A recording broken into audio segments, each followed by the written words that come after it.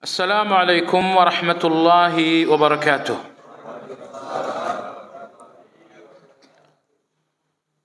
Alhamdulillah alladzi bi ni'matihi tatimmu shalihat. Wa ashhadu an la ilaha illallah wahdahu la syarika lah. Wa ashhadu anna Muhammadan abduhu wa rasuluhu la nabiyya ba'dah. Allahumma salli wa sallim ala Muhammad wa ala alihi wa ashabihi wa man ittaba'ahum bi ihsan ila yaumiddin. Ya ayyuhalladzina amanu ittaqullaha haqqa tuqatih wa la tamutunna illa wa antum muslimun. Kaum muslimin wal muslimat rahimakumullah. Agama kita ini agama yang disempurnakan oleh Allah Azza wa Jalla, sehingga tidak ada sedikit pun kekurangan dalam agama ini. Di antara kesempurnaan agama kita, bahwa agama ini membicarakan sebaik-baiknya semua bentuk-bentuk interaksi. Bagaimana interaksi orang tua dengan anak, anak dengan orang tua? Bagaimana interaksi tetangga dengan tetangganya? Bagaimana interaksi di dalam berjualan, berdagang? Jadi semua interaksi dalam kehidupan sehari-hari semuanya diatur oleh Islam. Salah satunya adalah interaksi antara rakyat dengan pemimpin, antara pemimpin dengan rakyat. Jadi hubungan rakyat dengan pemimpin diatur oleh Islam sedemikian rupa. Dan kita bersyukur dengan agama yang sempurna ini, seandainya seluruh umat Islam menjalankan undang-undang Islam dalam interaksi rakyat dan pemimpin, niscaya keadaan sangat baik, keadaan sangat terkendali. Ini adalah pertemuan yang kedua dalam pembicaraan tentang kaedah-kaedah interaksi antara rakyat dengan pemimpin. Kaedah yang pertama, ini sudah dibicarakan pada pertemuan lalu, bahwa diwajibkan mengangkat pemimpin. Masyarakat tanpa pemimpin adalah masyarakat jahiliyah. Maka Nabi SAW bersabda, "Man mata wa lam yakun fi unuqihi bay'ah mata mitatal jahiliyah." Siapa yang wafat tanpa baiat kepada seorang pemimpin, maka dia mati seperti matinya kaum jahiliyah. Bukan berarti dia mati sebagai kafir, tetapi mati seperti kematian kaum jahiliyah. Karena orang-orang jahiliyah, orang-orang yang hidup tanpa pemimpin. Sebab itu Imam Muhammad bin Abdul Wahhab dalam kitab beliau yang berjudul Masailul Jahiliyah, beliau merangkum apa saja persoalan-persoalan jahiliyah yang diluruskan oleh Islam, yang ditentang oleh Islam. Salah satunya adalah bahwa orang-orang jahiliyah hidup tanpa pemimpin. Maka datanglah Islam ini mengharuskan adanya pemimpin. Anda masih ingat pertemuan lalu, sebelum dunia dihuni oleh seorang manusia pun, yang pertama kali diciptakan oleh Allah adalah pemimpin. Ketika Allah berfirman kepada para malaikat, "Inni ja'ilun fil ardi khalifah." Sungguhnya aku akan jadikan di muka bumi seorang pemimpin. Jadi wajib hukumnya bagi rakyat mengangkat pemimpin. Ini sudah berlalu. Kaedah yang kedua, man ghalaba fatawalla al-hukma wastatabba lahu fahuwa imamun tajibu bai'atuhu wa ta'atuhu wa tahrumu munaza'atuhu wa ma'siyatuhu. Siapapun yang menang dalam satu pertarungan, meskipun itu pertarungan berdarah, dia menang dalam pertarungan meskipun itu pertarungan berdarah. Sehingga fatawallal hukum, sehingga ia menjadi pemimpin. Wastatabba lahu, dan kepemimpinan itu kokoh di tangannya, maka wajib hukumnya bagi rakyat untuk mentaatinya, berbaiat kepadanya, dan tidak boleh rakyat siapapun orangnya mencabut baiat dari pemimpin seperti ini. Jadi kepemimpinan misalnya terjadi melalui proses pertarungan, meski pertarungan berdarah. Anggap misal terjadi kudeta. Kudeta ini persaingan atau pertarungan berdarah untuk satu kepemimpinan. Nah, undang-undang dalam agama kita, siapapun yang sampai kepada kepemimpinan meskipun melalui pertarungan, tapi dia menang dan menjadi pemimpin, maka dia wajib ditaati. Tidak dibenarkan melakukan munazaah, tidak dibenarkan melakukan pembangkangan. Maka Imam Ahmad rahimahullahu taala dalam kitab beliau mengatakan wa man ghalaba alaihim, yakni al-wulat bis-sayf hatta sara khalifah wa summi amirul mu'minin, fala yahillu li ahadin yu'minu billahi wal yawmil akhir an yabita wa la yarahu imaman barran kana aw fajiran. Kata Imam Ahmad, siapapun yang berhasil memenangkan pertarungan kepemimpinan meski melalui pedang dan berdarah-darah, sehingga ia kemudian menjadi pemimpin, menjadi khalifah, menjadi amirul mukminin, tapi dengan proses berdarah, kata Imam Ahmad, tidak halal bagi siapapun yang beriman kepada Allah, beriman kepada hari akhir, melewati satu malam tanpa berbaiat kepada pemimpin tersebut. Ya, alhamdulillah di negara kita kemenangan para pemimpin tidak melalui proses berdarah itu, tapi melalui proses pemilu yang seperti Anda lihat. Betul, kudeta dalam agama kita dosa yang sangat besar. Ya, proses berdarah untuk sampai kepada kepemimpinan itu proses yang sangat berdosa besar dalam agama kita. Tapi meskipun proses dosa ini yang ditempuh sebagai jalan untuk sampai kepada kepemimpinan, dan ternyata ia menjadi pemimpin, maka wajib mengakuinya pemimpin, berbaiat kepadanya, walaupun ia menggunakan cara yang tidak dibenarkan. Ini kaidah yang kedua. Jemaah sekalian yang saya hormati, tidak mungkin agama ini tegak tanpa kepemimpinan. Oleh sebab itulah, kepemimpinan yang zalim, kepemimpinan yang kejam, jauh lebih baik daripada tidak ada kepemimpinan sama sekali. Kepemimpinan yang kejam jauh lebih baik daripada tanpa kepemimpinan sama sekali. Syekhul Islam Ibn Taimiyah rahimahullahu taala mengutip ungkapan sebagian ulama-ulama kaum salaf. Mereka berkata, kata mereka bahwa satu malam 60 tahun dalam kepemimpinan yang kejam lebih baik daripada satu malam tanpa kepemimpinan. 60 tahun Anda hidup dalam satu kepemimpinan yang bobrok, satu kepemimpinan yang rusak parah, itu jauh lebih baik daripada satu malam tanpa pemimpin. Karena satu malam tanpa pemimpin, bisakah Anda bayangkan kerusakan yang terjadi? Misalkan di Indonesia, Pak Jokowi sebagai Bapak Presiden kita, beliau libur sehari semalam saja. Semua polisi libur sehari semalam. Semua tentara, pokoknya kenegaraan, semuanya sehari semalam saja nggak bekerja. Anda bisa bayangkan apa yang terjadi jamaah sekalian.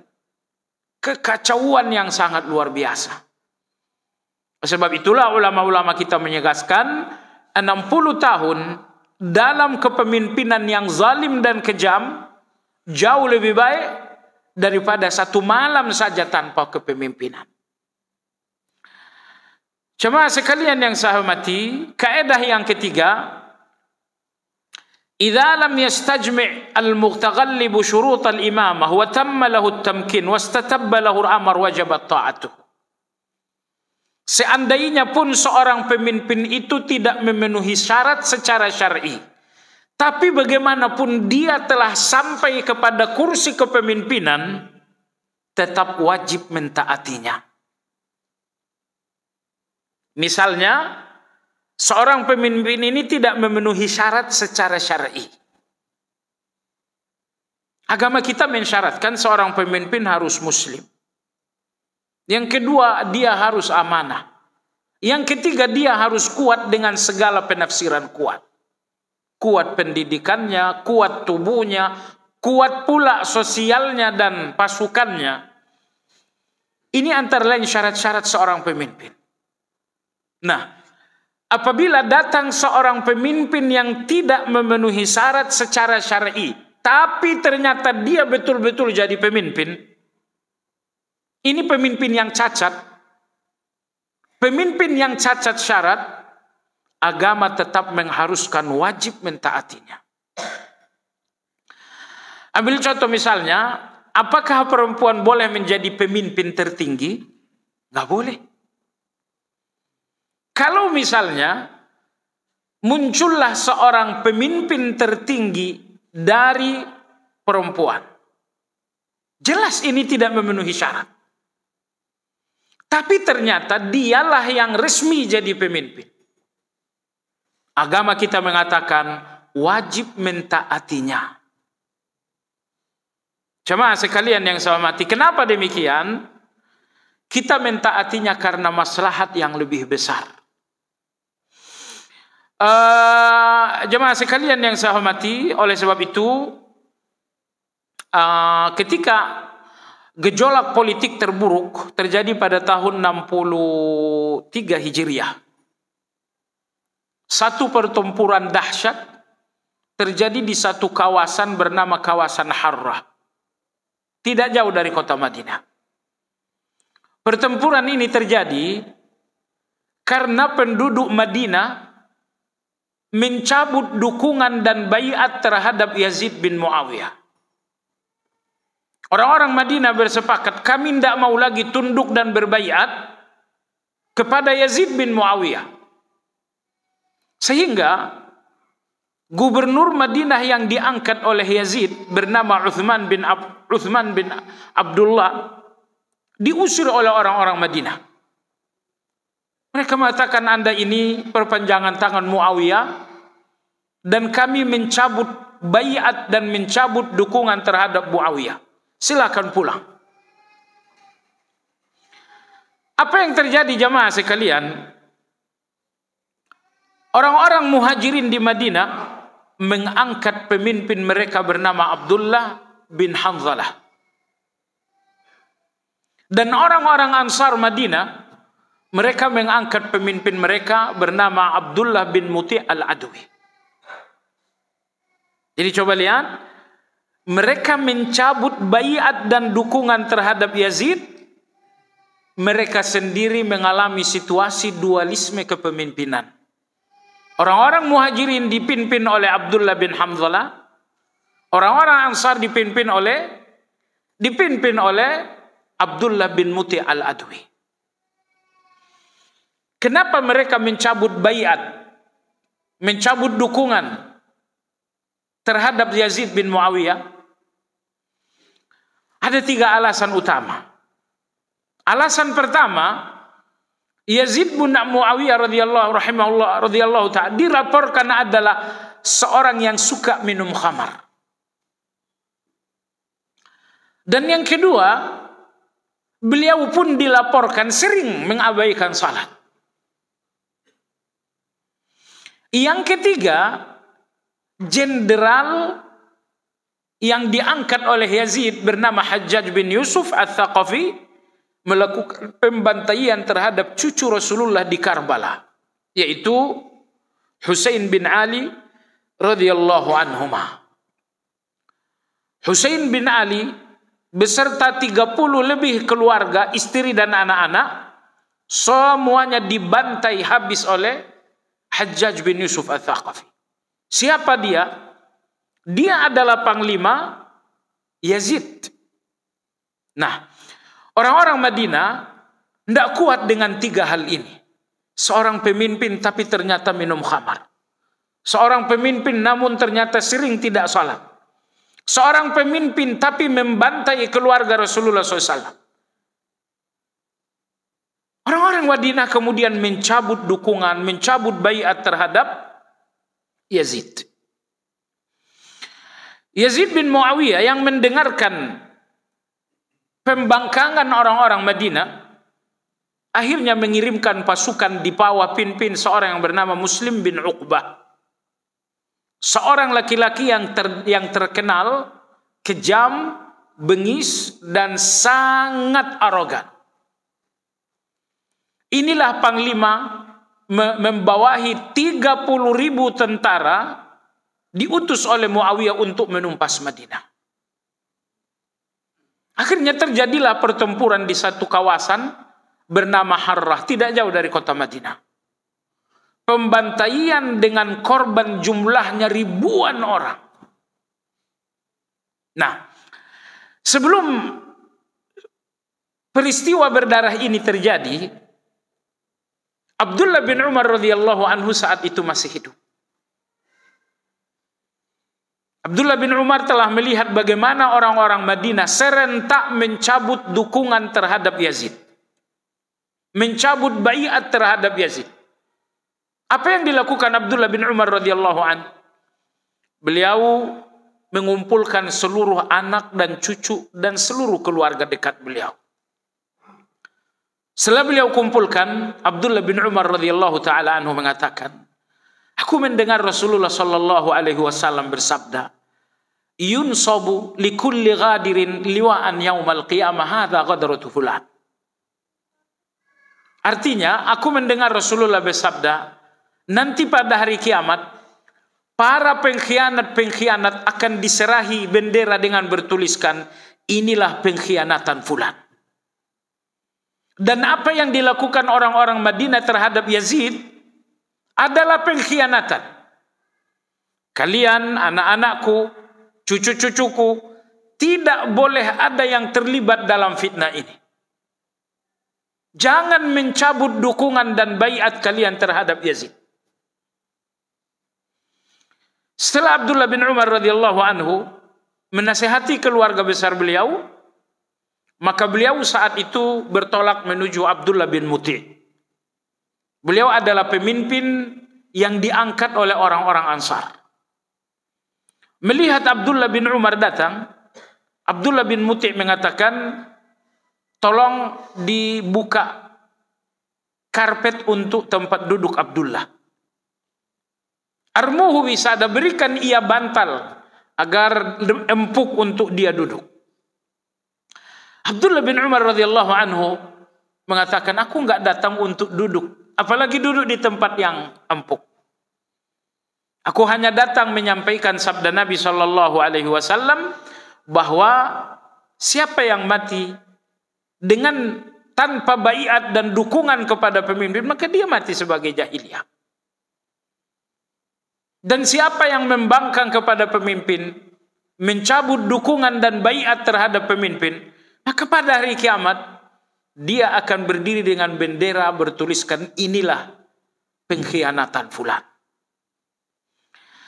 Akan tetapi jamaah sekalian, nasihat Abdullah bin Umar tidak diindahkan Abdullah bin Muti'. Beliau tetap saja mengkoordinir orang-orang Ansar untuk mencabut dukungan dan baiat dari Yazid bin Muawiyah. Klimaksnya terjadilah pertempuran Harrah tadi.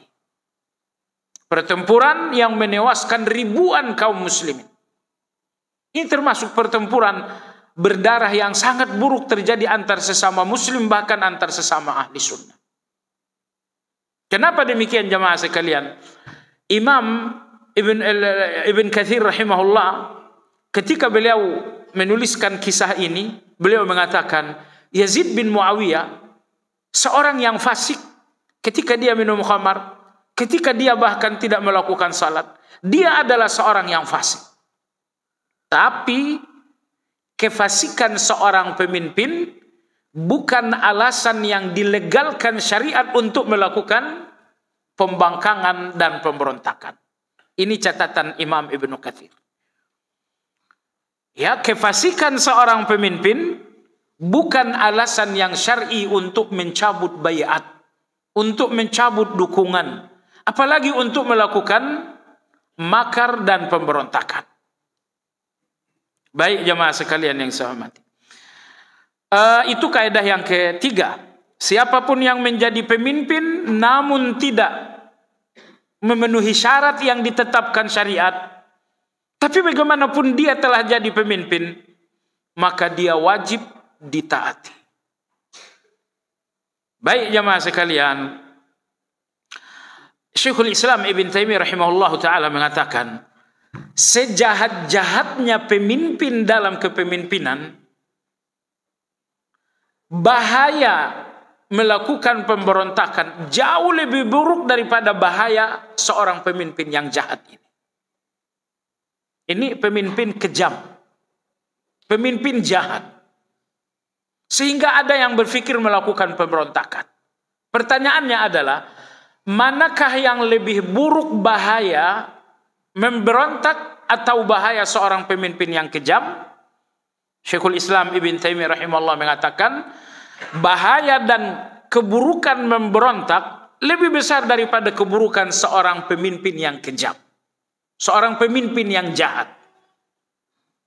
Maka oleh sebab itu Nabi SAW berpesan, kalian akan melihat setelah aku, satarawna ba'di atharan wa umurun tunkirunah. Setelah kepergianku, kata Rasulullah SAW, kalian akan melihat pemimpin-pemimpin yang mengutamakan diri sendiri dan gak berpikir tentang kalian. Kalian akan bertemu dengan pemimpin itu. Sahabat-sahabat berkata, ya Rasulullah, apa yang kami harus lakukan? Kata Nabi SAW, tunaikan hak mereka dan minta hak kalian kepada Allah. Tunaikan hak para pemimpin itu, yaitu taati mereka dalam kebaikan. Sementara hak-hak kalian yang dikorbankan oleh para pemimpin, mintalah kepada Allah Azza wa Jalla. Ini, saya tidak tahu nasihat Nabi ini laku nggak sekarang. Kata Nabi, akan datang pemimpin yang hanya memikirkan diri sendiri, tidak memikirkan kalian. Sahabat bertanya, afalanu nabizuhum? Ya Rasulullah, apakah kami melawan mereka atau apa yang harus kami lakukan? Kata Nabi SAW, tidak. Tunaikan hak mereka, yaitu ditaati dalam kebaikan. Adapun hak kalian yang mereka korbankan dan tidak diurus, mintalah kepada Allah. Rasulullah tidak mengatakan, hak-hak kalian tuntutlah kepada pemimpin kalian. Kalau tidak bisa nuntut satu, nuntut dua orang. Dua orang tidak bisa, nuntutlah kalian ribuan orang. Itu yang dinamakan dengan, nah, Nabi kita alaihi salatu wassalam menjelaskan satu problem. Akan datang pemimpin yang tidak peduli dengan hak kalian. Itu problem. Lalu Rasulullah memberikan solusi. Solusi kata Nabi SAW, tunaikan hak pemimpin itu, yaitu taati mereka dalam kebaikan. Adapun hak-hak kalian yang telah mereka abaikan dan korbankan, mintalah kepada Allah. Kenapa demikian? Menuntut hak kepada pemimpin yang egosentris ini tidak akan membuahkan hasil yang baik. Ya, hak Anda hanya difikirkan oleh orang yang tidak egois. Adapun orang yang egois, mereka nggak akan pernah berpikir dengan hak Anda. Sekarang apabila egoisme itu ada di tangan seorang pemimpin, dia memiliki tentara, dia memiliki polisi, dia memiliki pengadilan. Jamaah sekalian, alangkah buruknya hak yang terabaikan dengan kekuatan seperti itu.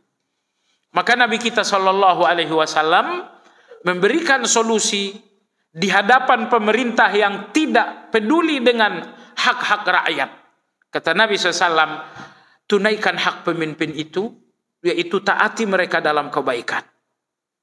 Adapun hak-hak kalian, maka tuntutlah kepada Allah Subhanahu wa Ta'ala. Pemimpin seperti itu tidak layak untuk minta hak, karena mereka adalah asarah, pemimpin yang nggak peduli dengan kalian. Kaidah yang kelima, Syekhul Islam Ibn Taimiyah berkata dalam kitab Minhajus Sunnah, An-Nabi sallallahu alaihi wasallam amara bi ta'atil a'immatil mawjudin al-ma'lumin alladhina lahum sultan yaqdiruna bihi ala siyasatin nas la bi ta'ati ma'dumin wala majhul wala man laysa lahu sultan wala qudratun ala syai'in aslan. Ini kaidah sangat bagus. Siapa pemimpin yang mesti ditaati itu? Beliau mengatakan pemimpin yang memang ada. Bukan pemimpin yang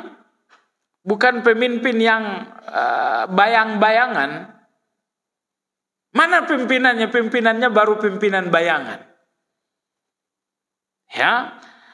Maka beliau mengatakan pemimpin yang wajib ditaati adalah pemimpin yang real ada di depan mata kita. Alladzina lahum sultan.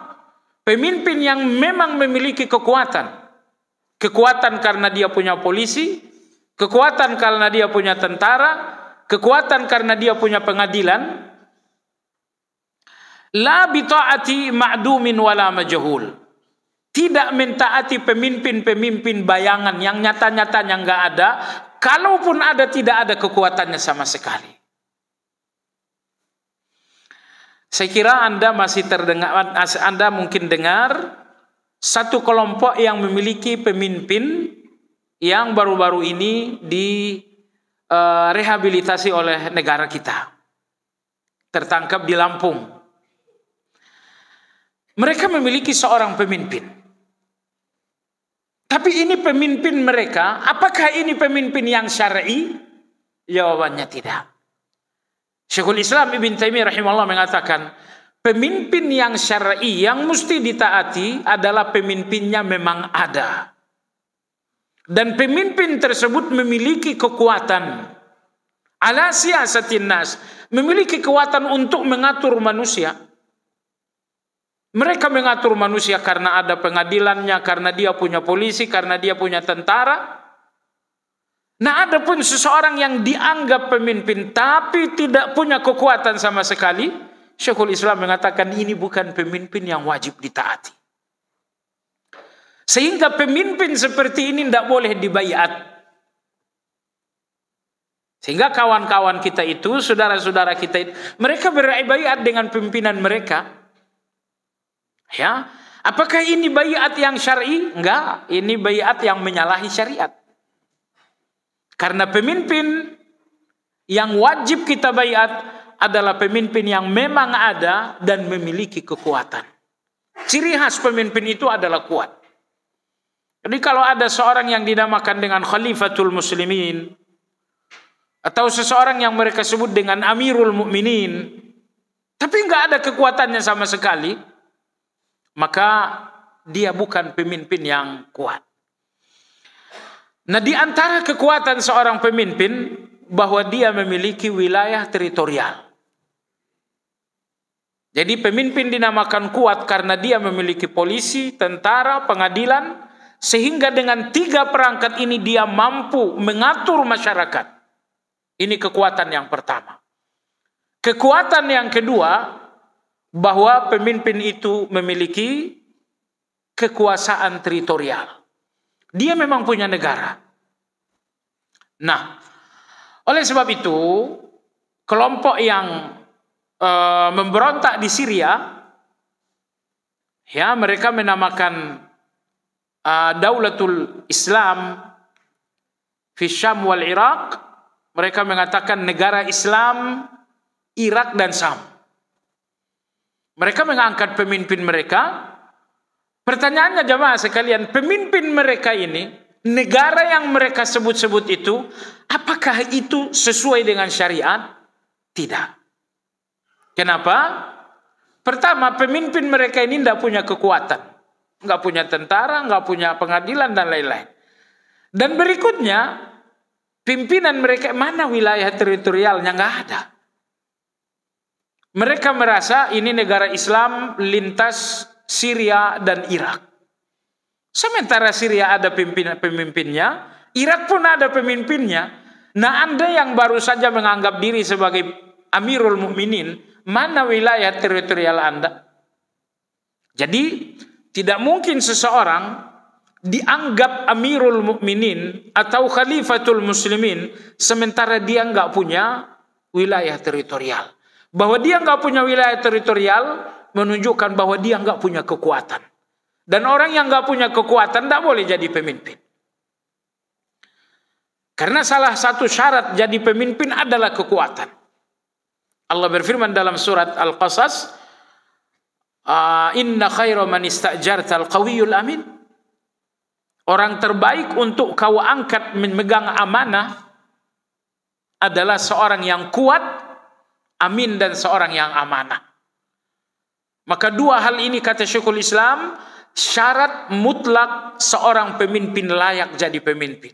Dia memiliki kekuatan, kemudian dia pun seorang yang amanah. Baik jemaah sekalian yang saya hormati. Jadi itu kaidah yang kelima. Kaidah yang keenam ini dari ucapan Imam Sahal bin Abdullah At-Tasatturi. La yazalu an-nasu bi khairin ma 'azzamu as-sultana wal ulama fa in 'azzamu hazaini aslaha Allahu dunyahum wa ukhrahum wa in istakhaffu bi hadaini afsadu dunyahum wa ukhrahum. Imam Sahal bin Abdullah seorang tabi'in beliau mengatakan masyarakat atau negara akan selalu dalam kebaikan sepanjang rakyat mengagungkan dan menghormati dua hal. Pertama, rakyat menghormati pemimpin. Dan yang kedua, rakyat menghormati ulama. Maka kata Imam Sahal, sepanjang rakyat menghormati pemimpin, akan luruslah urusan-urusan dunia. Dan sepanjang rakyat menghormati ulama, akan luruslah segala urusan-urusan akhirat. Urusan kita dua, urusan duniawi, di tangan pemerintah. Urusan agama di tangan ulama. Maka Imam Sahal rahimahullahu ta'ala mengatakan, apabila sebuah negara rakyatnya menghormati pemimpin dan menghormati ulama, maka akan luruslah dunia mereka dan agama mereka. Ya, jadi menghormati pemimpin itu ternyata sebuah kewajiban. Maka pekan lalu telah kita sampaikan pernyataan Imam Al-Barbahari rahimahullah. Beliau mengatakan, apabila kalian melihat seseorang yang mendoakan kebaikan kepada para pemimpin, maka dia adalah ahli sunnah. Tapi apabila kalian mendengar seseorang yang melakukan provokasi kepada pemimpin, seseorang yang membongkar kekurangan-kekurangan para pemimpin, beliau mengatakan fa'alam annahu sahibu bid'ah. Ketahuilah bahwa dia adalah seorang ahli bid'ah. Nah, hal ini karena dalam perjalanan sejarah yang pertama kali melakukan angkat senjata, melakukan pemberontakan adalah kaum Khawarij. Ketika mereka membantai Uthman bin Affan radhiyallahu taala anhu. Mereka adalah orang Khawarij. Karena pembantaian terhadap pemimpin ini pertama kali terjadi dalam sejarah kita dilakukan oleh kaum Khawarij, maka ulama-ulama ahli sunnah dalam kitab-kitab mereka menulis prinsip berahli sunnah itu tidak melakukan pemberontakan. Maka kalau antum lihat misalnya buku Usulus Sunnah ditulis oleh Imam Ahmad, buku yang merangkum prinsip-prinsip ahli sunnah. Prinsip yang ke-28 adalah taat kepada pemimpin dalam kebaikan, sabar atas keburukan dan kekejaman mereka, dan tidak melakukan pemberontakan walaupun mereka kejam. Itu ditulis oleh Imam Ahmad. Imam Al-Barbahari rahimahullah, beliau pun menulis prinsip-prinsip ahli sunnah dalam kitab beliau yang berjudul Syarhus Sunnah. Pada prinsip yang ke-30 beliau mengatakan, wajib taat kepada para pemimpin dalam kebaikan. Tidak boleh membongkar kejahatan-kejahatan mereka. Dan wajib bersabar atas kekejaman mereka, serta diharamkan melakukan pemberontakan atas mereka. Jadi belakangan ini terdengar, walaupun tidak terlalu keras, tapi jelas terdengar, bahwa ada orang-orang yang mengatakan, kalian ahli sunnah ini menjilat penguasa. Subhanallah. Kalaulah ahli sunnah menjilat penguasa, apa yang mereka dapatkan? Kalau saya menjilat penguasa, apakah saya jadi menteri? Oh tidak. Saya menjilat penguasa, apakah saya jadi bupati? Tidak. Jadi hati-hatilah bicara dan janganlah mudah menuduh. Menuduh ahli sunnah ini menjilat penguasa. Oke, anggap mereka menjilat, apa yang mereka dapatkan? Ternyata mereka nggak dapatkan apa-apa. Kalau mereka nggak dapatkan apa-apa, apakah itu namanya menjilat? Mohon maaf. Perhatikan binatang yang menjilat. Binatang itu menjilat untuk mendapatkan sesuatu. Anjing menjilat untuk mendapatkan sesuatu.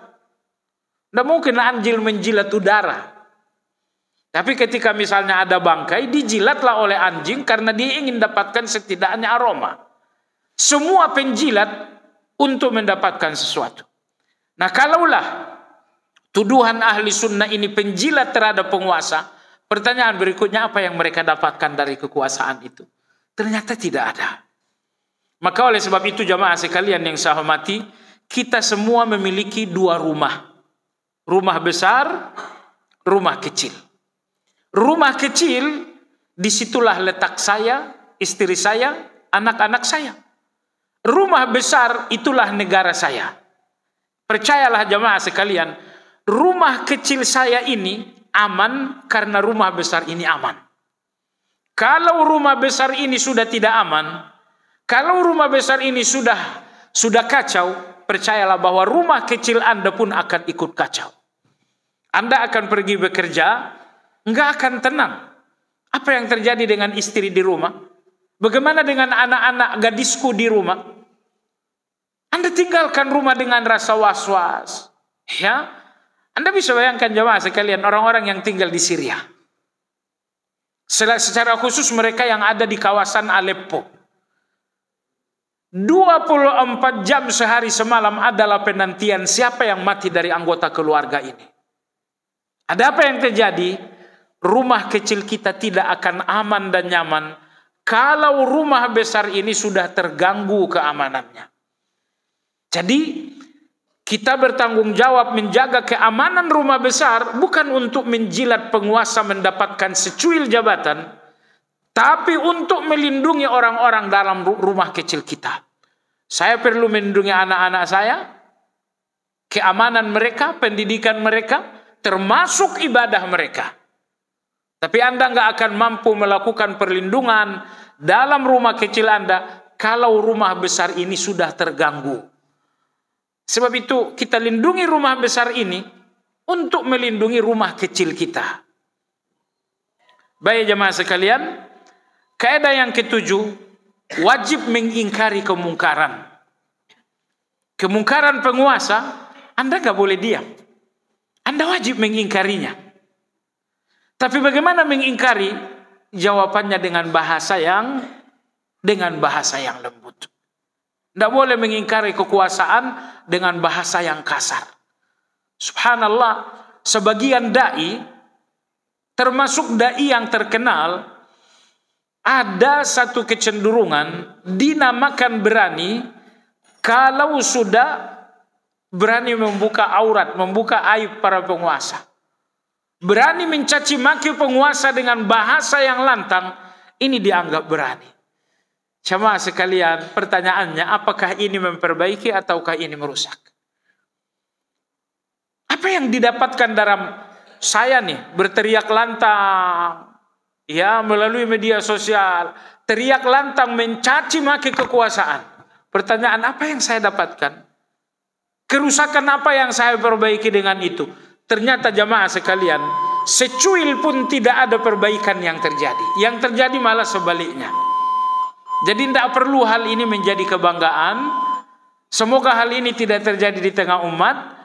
Karena semakin ulama ini mengambil langkah antagonisme, niscaya akan terjadi hubungan antagonisme antara negara dengan umat, waliyadzubillah. Kita kumandangkan azan. Ada 2 kaedah lagi.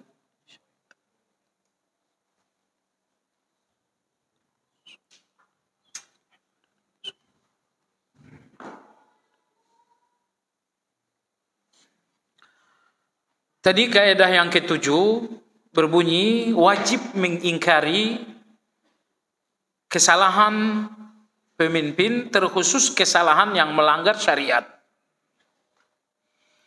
Tetapi ada kaedah juga dalam melakukan ingkar kepada penguasa. Kaedah yang pertama, lakukan ingkar dengan bahasa yang santun. Kebaikan ini tidak boleh disampaikan dengan bahasa yang kasar. Lalu yang kedua, ingkar terhadap penguasa dilakukan apabila hal itu tidak berdampak pada kemungkaran yang lebih besar. Kalau misalnya dengan mengingkari seorang penguasa, justru akan terjadi keburukan yang lebih besar, saat itu ingkar mungkar tidak lagi wajib. Baik. Kaidah yang terakhir, kaidah yang ke-8, ini ditegaskan Imam Ahmad dalam kitab Al-Adabus Syar'iyyah. La yuta'arradu lis-sultan fa inna sayfahu maslul. Tidak boleh menentang keputusan seorang penguasa terang-terangan karena pedangnya terhunus dan tajam. Jadi kalaulah seorang penguasa punya keputusan, punya kebijakan, Imam Ahmad rahimahullah ta'ala mengatakan, kebijakan penguasa yang kira-kira tidak cocok dengan hak-hak rakyat, kebijakan itu nggak boleh ditentang secara terang-terangan. Di antara hadis dalam hal ini diriwayatkan oleh Imam Ahmad bahwa suatu saat Iyad bin Ghunum radhiyallahu anhu, beliau seorang sahabat, ketika beliau telah menaklukkan kawasan yang bernama kawasan Al-Jazirah. Sekarang sudah tidak ada. Kawasan Al-Jazirah dulu itu mencakup Mesir, Daru Bakar, Daru Uthman namanya. Dan ini sudah tidak ada, yang tersisa hanya Mesir. 3 kawasan ini dulu dinamakan dengan Al-Jazirah. Ketika kawasan Al-Jazirah ini berhasil ditaklukkan oleh Iyad bin Ghunum radhiyallahu anhu, maka beliau mencambuk penghuni kawasan tersebut. Walaupun tidak semuanya, tapi banyak penduduk yang beliau hukum cambuk. Kenapa demikian? Karena penduduk Al-Jazirah ini mengirimkan surat kepada pemerintah Romawi alias pemerintah Eropa agar Eropa berkenan mengirimkan pasukan untuk melawan kaum muslimin. Dan akhirnya Iyad bin Ghunum radhiyallahu ta'ala anhu berhasil melawan kekuatan Eropa. Sehingga Al-Jazirah berhasil dikuasai oleh Iyad bin Ghunum radhiyallahu ta'ala anhu. Setelah itu apa yang dilakukan Iyad? Beliau menghukum cambuk sejumlah penduduk. Saat beliau menghukum cambuk sejumlah penduduk, tiba-tiba datanglah seorang sahabat pula yang bernama Hisham bin Hakim bin Hizam. Hakim bin Hizam ini sepupu Khadijah. Ya, sepupu Khadijah. Berarti Hisham ini apanya Khadijah ini? Kalau bapaknya Hisham adalah sepupunya Khadijah, maka Hisham ini siapa? Keponakan Khadijah radhiyallahu taala anha. Sewaktu Iyad bin Ghunum ini seorang sahabat juga. Sewaktu Iyad radhiyallahu anhu mencambuk penduduk Al-Jazirah, rupanya Hisham bin Hakim bin Hizam darahnya pun mendidih melihat keputusan Iyad bin Ghunum. Beliau mengatakan di tengah orang banyak, beliau berteriak dengan lantang. Beliau mengatakan, wahai Iyad, aku mendengarkan Rasulullah sallallahu alaihi wasallam bersabda, inna min asyaddin nasi adzaban yaumal qiyamah asyadduhum adzaban lin nasi fid dunya. Hisham mengatakan, wahai Iyad, Rasulullah sallallahu alaihi wasallam bersabda, orang yang paling buruk azabnya di akhirat adalah orang yang paling kejam terhadap manusia. Di sini Anda lihat Hisham menentang kebijakan Iyad ibn Ghunum. Mendengarkan hal itu, ya, Iyad bin Ghunum tentu dia diam saja, tapi dia terus melakukan hukum cambuk. Beberapa hari kemudian, Hisham bin Hakim menyesal telah menentang kebijakan itu secara terbuka, walaupun penentangan itu menggunakan hadis. Dia menyesal, akhirnya diam-diam dia menjumpai Iyad ibn Ghunum. Beliau mohon maaf. Beliau mengatakan, maksud saya Iyad mengatakan kepada Hisham, wahai Hisham, hadis yang kau sampaikan itu saya juga tahu. Tapi apakah engkau tahu sabda Rasulullah SAW yang berbunyi, man arada an yansaha li sultanin bi amrin fala yubdihi alaniyah walakin liya'khudh bi yadihi fayakhlu bih. Rasulullah SAW bersabda, siapa yang punya masukan atas kekeliruan kebijakan seorang pemimpin, maka sampaikan masukan itu tidak terbuka, tidak terang-terangan, tetapi peganglah tangannya, sampaikanlah nasihat itu berdua. Artinya sampaikanlah nasihat itu secara tertutup. Jadi menentang kebijakan pemerintah secara terbuka nggak dibolehkan. Itu melanggar hadis yang tadi kita sampaikan. Nah, ingat jemaah sekalian, kita termasuk dalam bernegara, hubungan dengan antara rakyat dengan pemerintah, kita tidak membangun hubungan ini di atas hawa nafsu. Apa bimbingan-bimbingan Rasulullah SAW dalam hubungan antara rakyat dengan pemimpin? Nasihat-nasihat Nabi inilah yang akan kita pegang, membangun hubungan antara rakyat dengan pemimpin. Bukan dengan hawa nafsu, bukan dengan perasaan. Wallahu ta'ala a'lam. Itulah 8 kaedah. Kita bicarakan secara sedikit lebih cepat. Oh ya, ada kaedah yang ke-9, yaitu bersabar. Kaedah yang ke-9, wajib bersabar atas kekejaman para pemimpin. Kaedah yang ke-10 adalah wajib taat dalam kebaikan. Keburukan tidak perlu ditaati, tapi kebaikan wajib ditaati. Wallahu ta'ala, itulah 10 kaedah-kaedah seperti terangkum dalam kitab Qawaid fi Muamalati atau Muamalatul Hukam fi Dhawil Kitab was Sunnah. Ini ditulis oleh Syekh Abdul Salam Barjas, buku terbaik ditulis oleh mutaakhirin mengkaji tentang hubungan rakyat dengan pemerintah. Ini 10 kaedah tadi. Wallahu a'lam.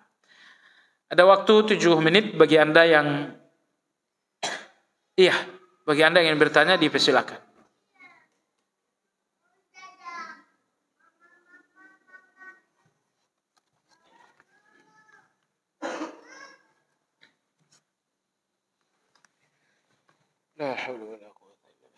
Tidak ada? Alhamdulillah. Oh ya, fadhal.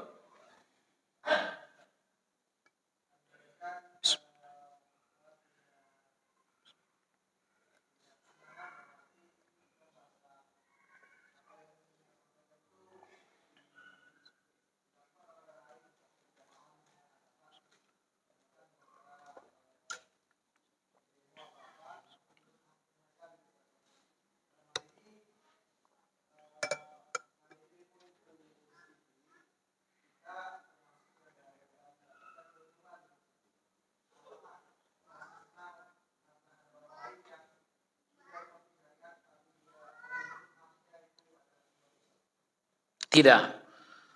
Tapi rasa senang itu kan di depan kita ada dua. Pertama, bahwa pemerintah akhirnya mengubah kebijakan. Tapi perubahan kebijakan ini disebabkan karena terjadinya demonstrasi. Kalau saya bergembira, apakah itu dosa? Kalau Anda bergembira dengan kebijakan yang diubah pemerintah, itu tentu bukan dosa. Tapi kalau bergembira terhadap arus demonstrasi itu tentu sebuah dosa. Misalnya sekarang Pak Jokowi sudah menaikkan BBM. Ya kita tentu wajib bersabar. Ya, kita wajib bersabar. Betul akan terjadi kenaikan segala kebutuhan-kebutuhan. Tapi ingat, yang berubah hanya harga. Yang memberikan rezekinya enggak berubah. Ya, yang memberikan rezeki siapa? Allah. Itu enggak berubah sama sekali. Harga memang berubah, tapi yang memberikan rezeki itu enggak berubah. Jadi tenang-tenang sajalah. Jangan kaget dengan perubahan ini, yang penting yang memberikan rezekinya enggak berubah. Dan minta kecukupan kepada Allah Azza wa Jalla. Di Madinah, di zaman tabi'in, pernah terjadi resesi ekonomi sehingga harga-harga di Madinah melambung tinggi. Daya beli masyarakat menjadi sangat lemah. Ketika itu mereka menjumpai Imam Salamah bin Dinar. Mereka mengatakan, wahai Imam, harga-harga naik, semuanya serba naik. Apa saran Anda? Imam Salamah bin Dinar rahimahullah mengatakan, yang memberikan rezeki sewaktu harga-harga murah siapa? Allah. Yang memberi rezeki sewaktu harga-harga sekarang naik siapa? Allah juga. Sudah, kalau begitu apa yang membuat kalian resah? Sumber rezekinya tidak berubah. Dan ingat, Allah tidak memandang kesusahan Anda lalu Allah diam. Tapi Allah memandang kesusahan Anda sambil Allah penuh kasih sayang. Sekali lagi, Allah tidak memandangi kesusahan Anda dan Allah diam. Maha suci Allah, itu nggak akan terjadi. Tapi Allah memandang kesusahan Anda dengan kasih sayangnya. Jadi percayalah jamaah sekalian, bumi ini memang banyak masalah, tapi di tangan Allah kemudahan itu ada. Maka oleh sebab itu, misalkan ini Pak Jokowi menaikkan harga BBM dan ini akan berdampak, semuanya akan naik. Kita sebagai rakyat, tugas kita bersabar. Kalaupun Anda merasakan ini sangat perih, kembali kepada sabda Nabi tadi, mintalah hakmu kepada Allah Subhanahu wa ta'ala. Nah, kalau misalnya besok tiba-tiba ada arus demonstrasi yang memaksa Pak Jokowi menurunkan harga, dan ternyata beliau turunkan harga itu. Harga Pertalite menjadi 5.000 misalnya. Misal aja. Kalau misal jangan yang asam, langsung yang manis aja. Kalau sekarang kan pahit nih. 10.000 pahit. Nah, kalau 7.500 asam, udah 5.000 aja manis. Ternyata Masya Allah, qadarullah Pak Jokowi berkenan. Dia turunkanlah BBM dari 10.000 jadi 5.000. Lalu Anda bergembira. Kalau Anda bergembira karena kebijakan Bapak Presiden ini, kegembiraan Anda nggak soal. Nggak ada masalah, itu bukan dosa. Tapi kalau Anda gembira atas demonstrasinya, tentu itu sebuah dosa. Wallahu ta'ala alam. Iya, satu pertanyaan lagi. Sudah tidak ada? Iya, fadhol.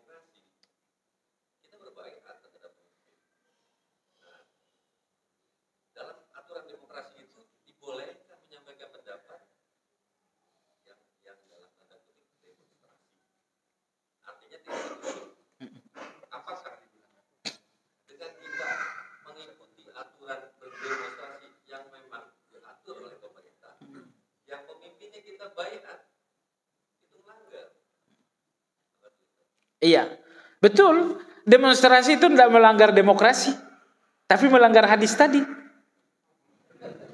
Saya berdemonstrasi. Demonstrasi itu nggak melawan demokrasi, karena demokrasi membolehkan hal itu. Apa yang kita langgar? Yang kita langgar adalah hadis tadi. Kata Nabi, man arada an yansaha lidhi sultan fala yubdihi alaniyah wal ya'khudh bihi biyadihi fayakhluwa bihi. Siapa yang ingin menyampaikan nasihat kepada penguasa, maka jangan sampaikan secara terang-terangan terbuka, apalagi beramai-ramai, tapi sampaikanlah secara tertutup kepada penguasa. Utsman bin Affan radhiyallahu anhu, ketika beliau menjadi Amirul Mukminin, beliau dalam sistem politik sekarang menggunakan politik kekeluargaan itu apa namanya? Nepotisme. Gubernur di sini keluarga Utsman, gubernur di sini keluarga Utsman radhiyallahu anhu. Pejabat-pejabat semuanya dari kalangan keluarga. Sehingga menjadi fitnah. Seseorang menjumpai Usamah bin Zaid. Mereka mengatakan, wahai Usamah, kenapa tidak bernasihat kepada Utsman? Beliau mengatakan, apakah nasihat itu harus kalian tahu? Saya telah sampaikan nasihat kepada Utsman, tapi hanya antara aku dengan dia. Jadi dengan demikian, berdemonstrasi tidak melanggar demokrasi, tapi melanggar hadis yang tadi kita sampaikan. Bagi kita hadis ini lebih penting dari segalanya. Nomor dua ini yang penting. Semua pemimpin itu selamat datang terhadap demonstrasi, tapi itu semuanya dusta. Itu semuanya dusta. Itu cuman pura-pura saja. Karena saya pernah dengar sendiri seorang pemimpin menghubungi seorang, tolong usahakan jangan ada demonstrasi. Padahal dia yang mengatakan, saya bangga, bahagia kalian berdemonstrasi. Kalian berdemonstrasi berarti demokrasi kita jalan. Tapi saya dengar sendiri dia mengatakan, tolong ditahan, jangan ada demonstrasi. Jadi itu nggak benar. Wallahu a'lam. Subhanakallahumma wa bihamdika asyhadu an la ilaha illa anta astaghfiruka wa atubu ilaik. Alhamdulillah rabbil alamin. Assalamualaikum warahmatullahi wabarakatuh.